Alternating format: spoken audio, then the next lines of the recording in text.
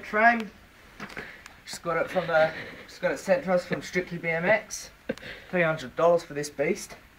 Here we have the new Odyssey tyre, Odyssey rim with a Maxxis Max Daddy tyre. This is laced to a Primo hub. Over here we have a profile racing crank, brand new, $300 for this, as long as the frame. Got it from the same site. Here we have the new Odyssey twist pedals, $37 from the local bike shop.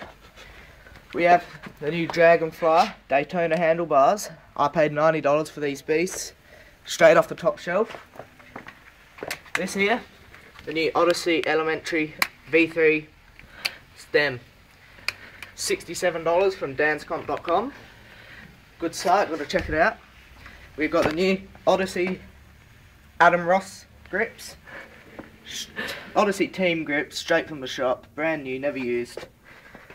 And we've got a Kink Doyle seat. This seat is the smoothest seat you'll ever sit on. It's brilliant. In here, don't know if you can see, we've got this racing guard on here so you don't get your legs stuck in the engine. You've got a sprocket. We have the new Eastern Medusa sprocket. I'm going to get a new one soon. The tubes we have in here, slime tubes, very expensive, $14 by these.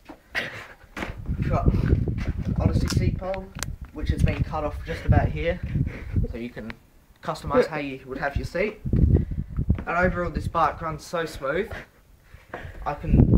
It's great at the park, you know, good for trails. It's brilliant. Yeah. Good bike.